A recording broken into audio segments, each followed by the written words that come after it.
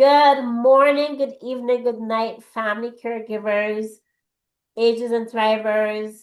Welcome back to Lana's Little Things with me, Dr. Lana, specialist gerontologist. Where we talk about all things on living agelessly, family caregiving, the cape that you wear, bridging generational gaps, entrepreneurship, and just life itself. And of course, we have been talking all month long about not just November representing Diabetes Month, Men's Health Month, but Family Caregiving Month. And because it is National Family Caregiving Month, I really wanted to emphasize that. So I'm giving family caregivers, you guys, us, the role, that extra time and a special guest. And I know you love when we have special guests. And this time, this one is brow special. And that is a pure Barbadian term. So this lady who's coming in, may be familiar to some of you. I'll introduce her and I'll tell you a little bit about who she is and what she is to me personally. So her name is Dr. Nakeisha. She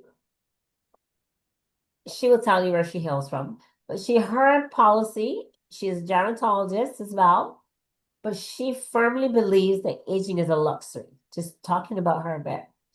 Time for savvy seniors. That's her expression, savvy seniors. I just love it. And their caregivers to celebrate and not stress. With the right planning, everyone should age like royalty. But far too many don't know how. And that is so true. As a double board certified internist and geriatrician with over 10 years of experience, she's helped hundreds of families transform from stressed and overwhelmed, that's how you feel, from stressed and overwhelmed to confident, empowered caregivers ready to take on anything.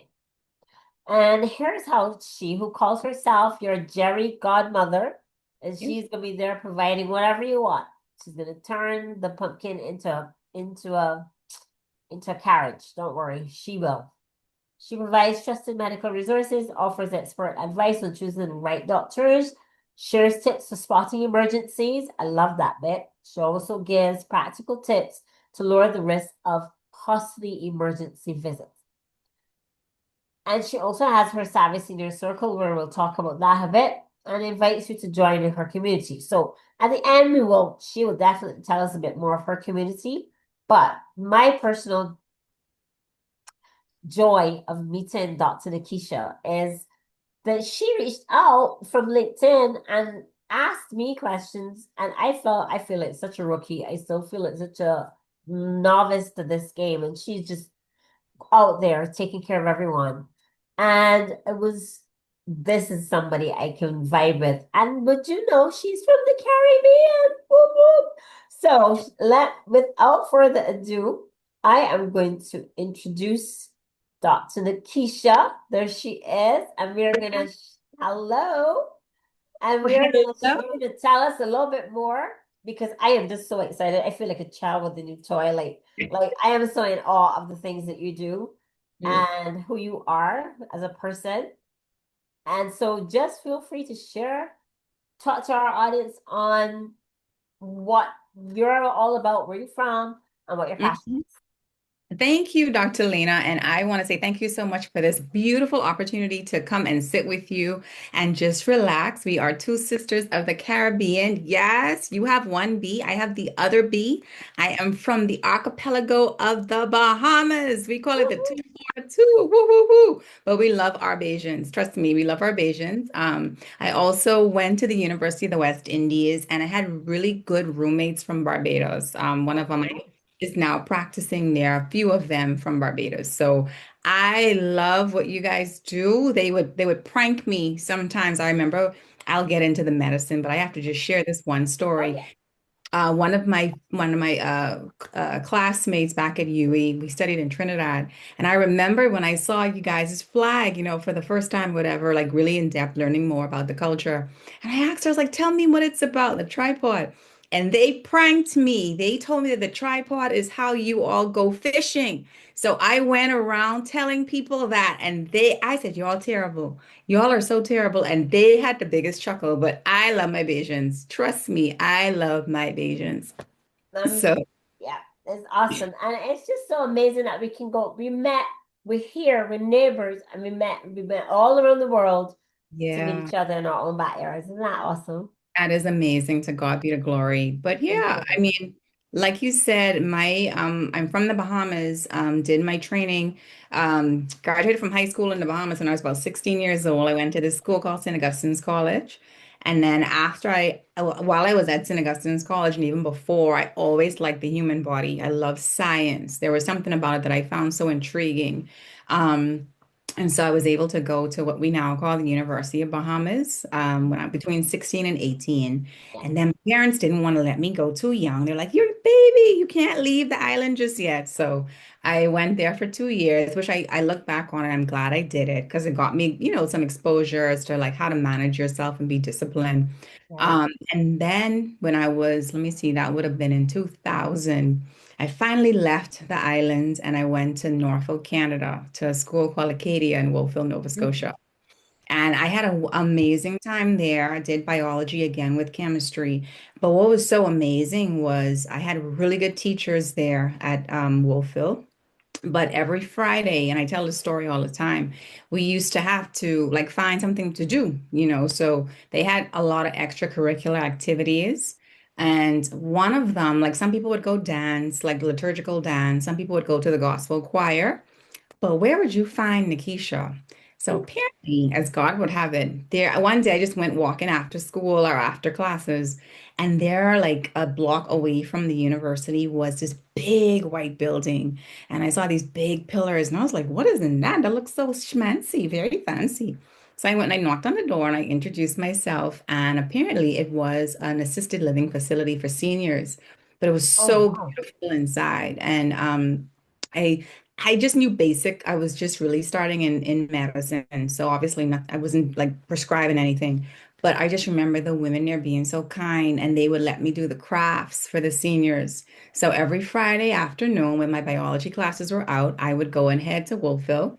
I would help feed the clients there. I would help with the crafts. Like when it was Christmas, we'd make wreaths with them. And actually, there was one of them that had a relative who was on the Titanic. So she was like in her 90s. So she was able to kind of tell the story. And I was like, oh my gosh, this is just how your mouth is dropping. Yeah, I was, yeah, yeah. I was sitting there and she was like very lucid and kind of obviously she would have been a child back then, but just hearing her story about it, I was like, this is amazing. So I just really enjoyed that experience. And unbeknownst to me, God had me seeing how different parts of a team work together. So Wow. I would see the physical therapy part. I would see the pharmacists like coming and giving the medications. I saw the nurses, I saw the doctors coming in and out. And eventually that would be important for me, not knowing that I was going to have, go into geriatrics. And I'm an old soul. My parents are in their 80s, extremely sassy. My mother was upset today that she couldn't watch The Bold and Beautiful because I was like, Mommy, it's Thanksgiving over here. They don't have on The Bold and Beautiful. So she was in a mood today. But I was at the youngest of six and always around like older people. And Mhm. my mommy's mommy, I was close to her before she passed away. And I just really love being around older people because, first of all, they're very funny, the things they say. They're Love, yeah. very blunt. Do you ever notice that? Do you Oh, have like yeah. very to the point? Whether you like it or not, or whether you're going to Exactly. hear it or not.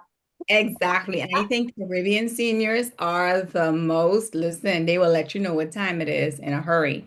So I always loved that and I always loved like the nuggets they would drop. So fast forward, I finished Acadia and then I had to make this decision. I was like, Lord, what do I do? I really always liked the brain. So initially my thought was my parents were teachers. So I was like, yeah, I'll go and teach the brain or go do a PhD or something like that. Anyway, after lots of prayer and talking and so forth, I decided, you know what, I think I'm going to make the plunge into medicine. And my parents were like, you won't regret it. And at the time, I was like, yeah, whatever. But when I look at it, I am so grateful that I really had them guiding me because I get to do so many things with it. So, having a medical in the medical field, you could teach, you Hmm. can speak, you can write, you can work with people, even work with plays. I like doing things like that. So it's really given me an opportunity to like help people, which I really enjoy. And then going into like the subspecialty of geriatric medicine is like the best of both worlds because their conditions are very complex.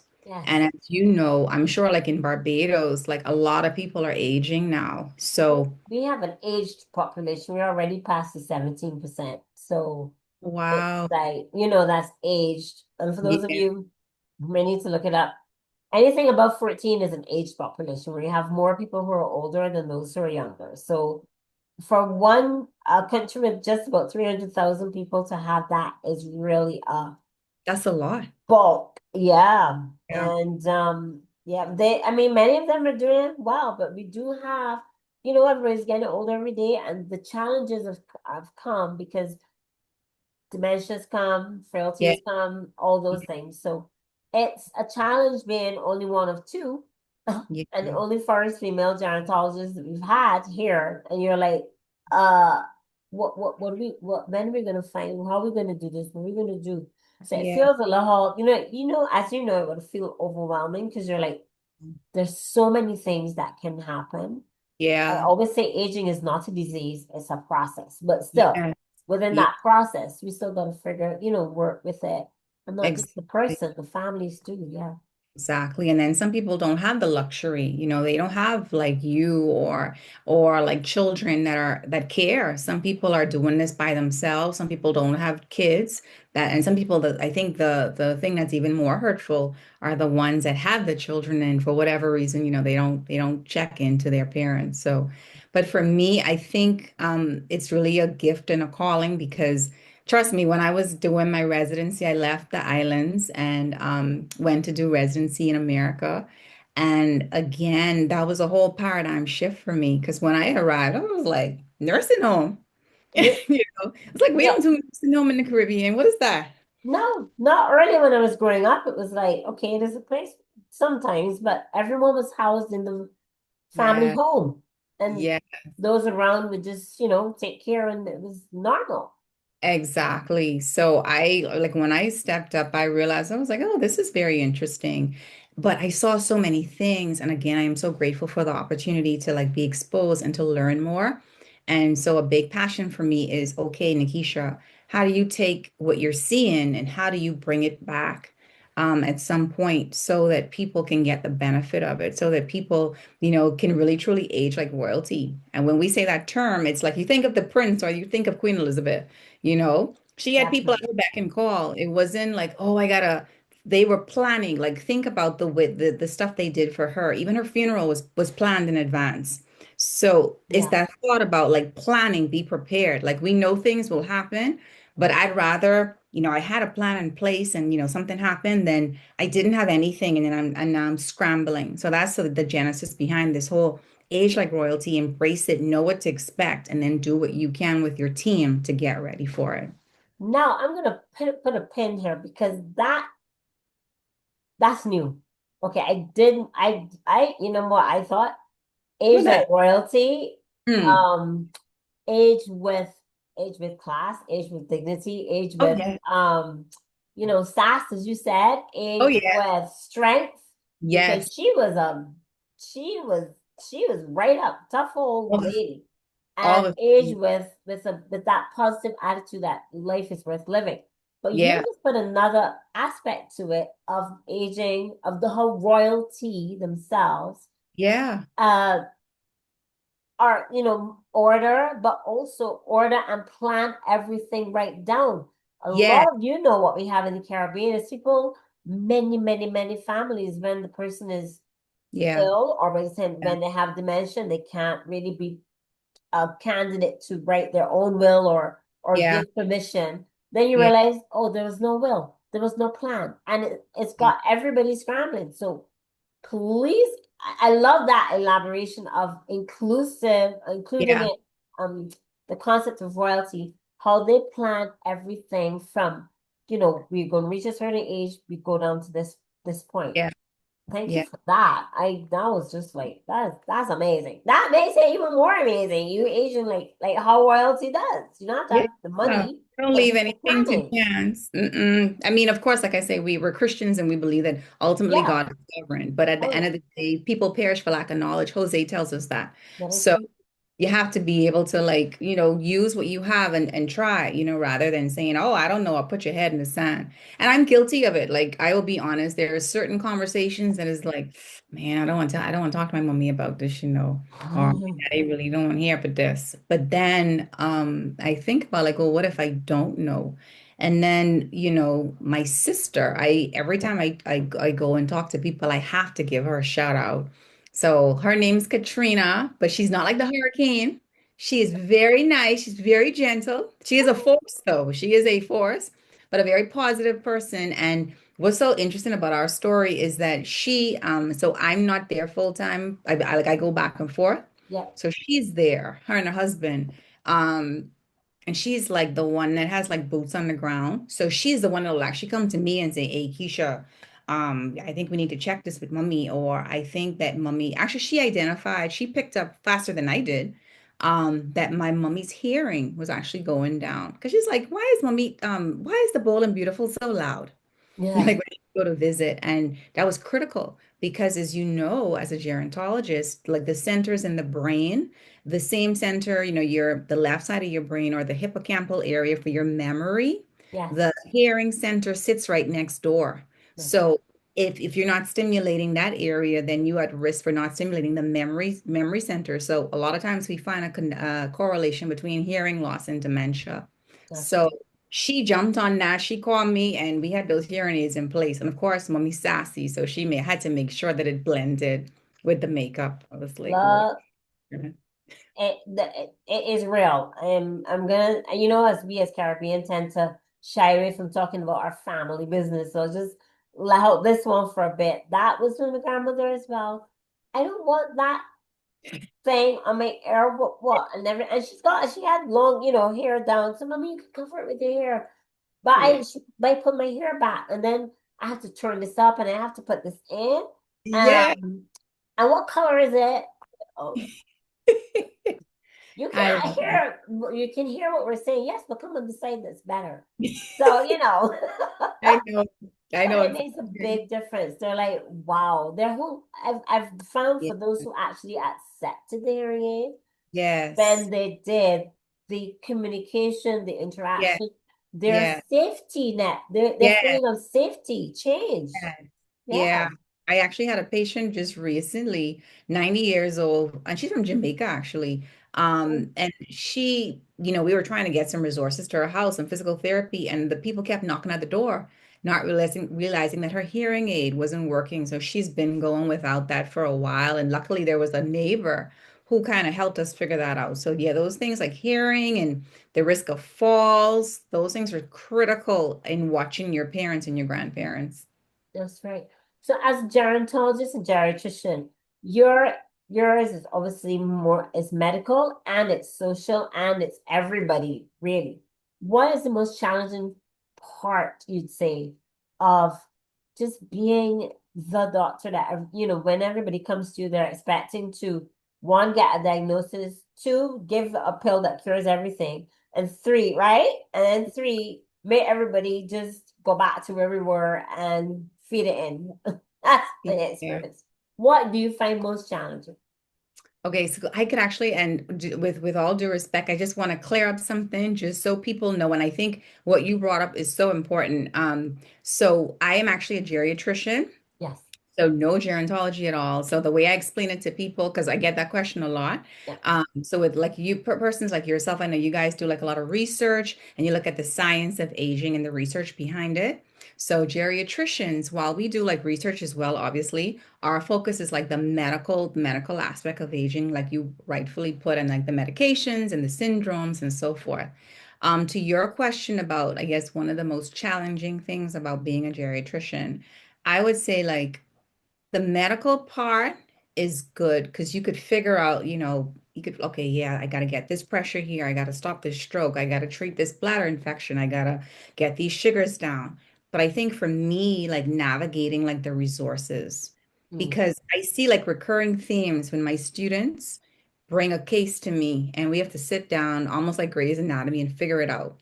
It's like a lot of times we'll get like we got a plan, but then we can't discharge because the daughter's working and there's no one to be at home with this person, or this person's like, Dr. Rogers, I just need someone to help me cook or someone to help me with my meals. And then I'm like, oh, but your insurance doesn't cover that, and trying to explain that to them and trying to make sure I understand it to explain to families.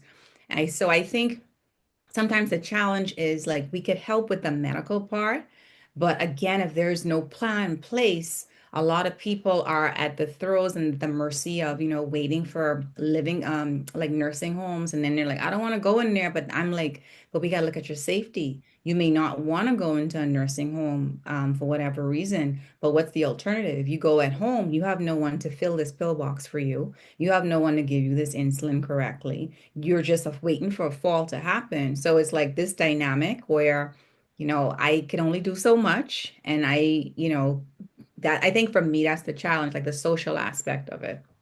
Wow. And that I think actually, I mean, I'm gonna geriatrics is being a medical physician, doctor, it actually gives me it gives me a help. It helps a whole lot because I'm already doing that as a general practitioner, managing all the non-communicable diseases, managing the high blood pressure, the blood sugar, cholesterol, the aging process, assessing gerontology, assessing the geriatric patient, dealing with frailty, referring them to the social worker, and so on. But Yeah. also because it's gerontology, yes, it's research, but what I found in my postgrad degree is that they included environment and aging. How do we build the environment for the aging person? How do we allow them to get around? How do Yeah. we focus on aging in place? Yeah. Policies are one thing, but then Uh, on the ground, on the boots on the Yeah. ground, how do we Yeah. get the family to come in as a group Yeah. and air their concerns without the feeling that for some You reason they targeted feel them. ashamed? Yeah, Yeah. I yeah. got you. And Yeah. one of the things that Barbados has developed, the government has brought on, is an Yeah. elder care companionship program. So that started kind of like with COVID unit. Then Okay. you could see all the cracks in the window with all the persons being home alone. And Yeah. that dementia, delirium got obviously worse. So Yeah. persons have been hired and then more and more and more now. It's wonderful. Done some workshops with them. But they initially were to Mhm. come just to keep them company so that they wouldn't have to leave their home. Yeah. And that's provided by the government. I know that works differently in every country. Different Yeah. countries have, and some might be covered by insurance. Some do private care, and that will be a cost. But either way, it helps you to navigate and bring together because we can't just do it as doctors, as No. just we can't do it by ourselves. It's a No. team. Yeah. Caregiver, social worker, dentist, psychiatrist, if anything, Yeah. family caregiver must be in the loop. Yes. And I wanted to you talk a lot and I talk a lot about family caregiving. Yeah. That's like our bread and butter as well as the taking care of older persons. So Yeah. in the family caregiving aspect, I know you said they're overwhelmed. Oh, they're overwhelmed. That's for sure. Yeah. We were talking earlier before we started this official grouping Mhm. about collaborating Yeah. in the Caribbean because we know there's a lot of stigma. Nobody wants to say somebody in the family not losing the memory and this Yeah. happened and that happened. Yeah. Um, what when you talk about caregiving and I see all your indications and the courses and the openness and avenues that you have for family caregivers, Yeah. what if you were to tell what's the most common thing you actually found that works for family caregivers when they are still going to choose to have the person at home? I think yeah, it definitely goes back to like the knowledge. Because you can't do something about something that you don't know anything about. So I think you may be, I have, colleagues or friends that will, oh, my parents are fine. They're active right now. They're going to church. They do their thing. So I don't need to know about that. And I'm like, no, still know about it. So then, because things happen, life happens. Yes. You can be good one day, have a stroke next day, and then you're like, oh my gosh, what do I do? So I always tell people what happens is just tune in. Like when we put these yourself, like when you put these talks together, watch them, and share them with people. And don't think that people, oh, they can't use this, they're only in their 40s or whatever. But you never know. We have sandwich caregivers all over the Oh, planet. So I right. tell people to like seek out knowledge. Like honestly, like I think education is such so important in every sector. Like learn. Like the one of the reasons my sister is so amazing to me is because I'm like, where are you finding these things from? I just read them. Because she'll Google stuff. She has our mummies, my parents' room at home. She got a physical therapist to come in, and the physical therapist was in awe. She's like, "Oh my goodness, all these appliances!" And it's like, Katrina. And I'm like, "Where are you finding it?" But I was so impressed, and I'm because her background is banking, but Oh, she wow. reads a lot and she asks a lot of questions. So I think like get that inquisitive spirit. Like things may be going good now, but talk and find out. Like, hey, so and so. Hey, Dr. Lana, how are you planning? What are you doing? I may not need it now, but I may not need it for myself, but maybe there's someone at church that can use it. And eventually when it's my time, I'll be a pro at it because I'll remember like, oh, she talked about changing the bathroom so mommy doesn't fall. She talked about, making sure that we do repairs. She talked about getting someone to transport my mommy to appointments or trying to, use like telehealth so that the patients don't have to be up and down. Like there's little tricks that you could do. But if you don't have the conversation, it'll seem like an enigma. Like you'll always seem overwhelmed. But let me tell you something. The people that do it really well, trust me, I have some caregivers, I have some patients and some families, and they on it. I have Oh, one, yeah. her mommy's like 94, the Italian family. And trust me, they will text Dr. Rogers, Nana didn't pass her bowels. What should we do? They on it. And sometimes I just smile and I read my phone. But I love that because they catch the small things before it spirals out of control, as opposed to the other people who like, oh my gosh, it's too much. And I get it, it's overwhelming. But to It your is question, overwhelming.